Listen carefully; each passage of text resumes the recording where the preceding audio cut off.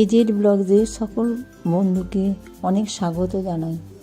আজকের রেসিপি শুক্তো সাবেকি পদ্ধতিতে।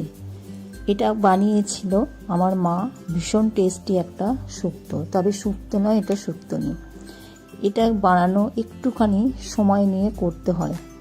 সবজিগুলো দেখিয়ে দিলাম। ডালের বড়ি ভেজে নিয়েছি, কলাইয়ের ডালের বড়ি, আর ভেজে নিচ্ছি উচ্ছেগুলো আমি হালকা লাল করে ভেজে নেব। খুব একটা যে কড়া করে ভাজবো তা নয়, উচ্ছেগুলো লাল করে ভেজে নেব একটু টাইম নিয়ে, কারণ কমানো আছে আঁচটা। উচ্ছে ভাজা আমার হয়ে গেছে, তুলে নিয়েছি।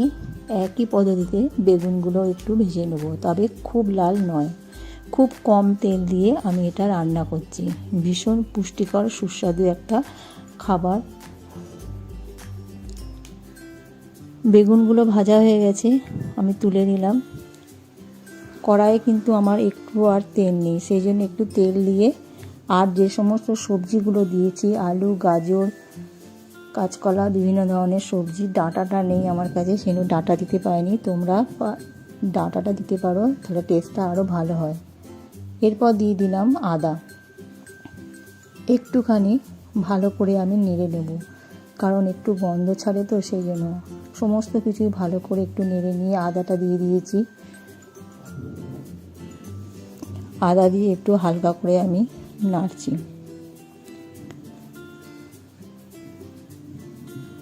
আদা দেওয়া হয়ে গেছে।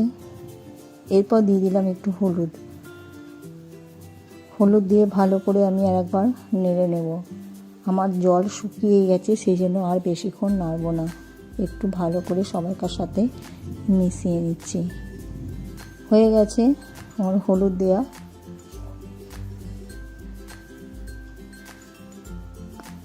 হলুদ দিয়ে দিয়েছি। এরপর দিয়ে দিলাম একটু জল, সেদ্ধ হওয়ার মতো। বেশ একটু জল ঝোল ঝোল থাকবে, খুব তবে ঝোল থাকবে না।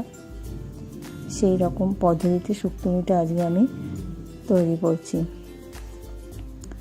এরপর দিয়ে দিলাম একটু চিনিটা তোমরা পরিমাণ মতো দেবে, তবে চিনিটা কম দেওয়াই ভালো, বেশি দেবে না। উচ্ছেটা একটু বেশি করে দেবে। দিয়ে দিলাম একটু নুনটা পরিমাণ মতো দিলাম। আর দিয়ে দিলাম একটু সর্ষে বাটা। এরপর ভালো করে আমি এটাকে নাড়িয়ে চাড়িয়ে নিলাম, একটু ফুটে উঠবে। তারপর দিয়ে দিলাম আমি উচ্ছে আর ভেজে রাখা বেগুন। এগুলো দিয়ে ভালো করে নেড়ে নিচ্ছি। বড়িটা তবে এখনও দিইনি, এবার বড়িটা আমি দিয়ে দিচ্ছি। বড়িটা একটু পরে পরে দিলেই ভালো হয়, নাহলে প্রচণ্ড গলে যায়, সেই জন্য বড়িটা একটু পরে দিলে ভালো হতো, তো আমি আর একটু আগেই দিয়ে দিয়েছি। আমার সবজিগুলো প্রায় সেদ্ধই হয়ে এসছে। 5 মিনিট পরে ফিরে এসে দেখছি হ্যাঁ ভালো মতো আমার হয়ে গেছে। আমি একটা অন্য পাত্রে শুক্তোটা ঢেলে নিয়েছিলাম। এরপর দিয়ে দেবো ফোড়নে দিলাম 2 তেজপাতা আর 5 ফোড়ন, 5 রকম ফোড়ন।